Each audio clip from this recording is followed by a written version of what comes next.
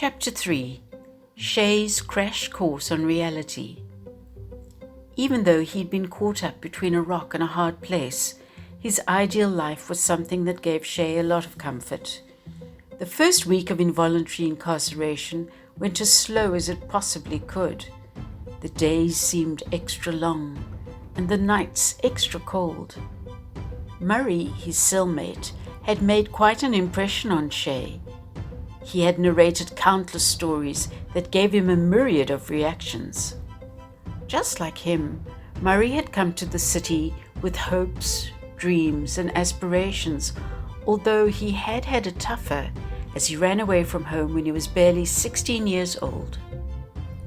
One thing Murray wanted Shei to understand was the fact that he had had a very rough childhood, having been raised by his stepmother, who was his father's second wife, whom he married after Murray's mother died. She mistreated him, and as Murray told it, she had bewitched him not to see what was going on, even after he had brought it up several times, until it reached a point he couldn't stand it anymore, hence him running away from home. The big city offered him hope of a better future, which he explained to Shei he was still waiting to see. The second week went on fairly well. He had already adjusted to the life of a convict. Shei and Murray were put on toilet duty. It was as terrible as you would think, but they had gotten past the smell and grotesque sights and just wanted to get it over with. While working, Murray continued educating Shei about how things work around the city, and even volunteered to house Shei while he tried to get a job in the city and make his way. On his last day, they were reassigned to food delivery within the police station. He thought to himself how it was a fitting send-off until he got around to delivering food to one of the officers. He knocked on the door, and to his utter surprise, the policeman who had assisted him by offering him cell bed opened the door and looked at him. The policeman smiled and asked him to come in, place the food on the table and grab a seat. Shei's blood was boiling with anger, but he also knew any wrong move could cost him his freedom, so he bit his tongue and sat down.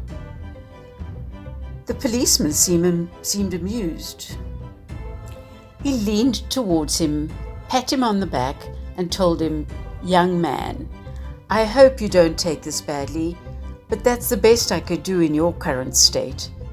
I hope you know now that the first rule is to survive in this city. Never trust anyone." He reached into his pocket, pulled out a bundle of money, counted what to him seemed like 10 notes, put them on his table, and said, "That's your pay for your time here. Take it, and I hope you won't give it away like last time. Now eat up, and when you're done, you're free to go. Also, let your cellmate know he is free too, and I hope not to see you here any time soon." He walked out and closed the door behind him. Shei was left with all manner of thoughts and emotions, but the smile on his face clearly showed how this whole ordeal amused him, and at the same time educated him. He delivered the good news to Murray, and as they were leaving, an overwhelming burst of joy radiated from his laughter.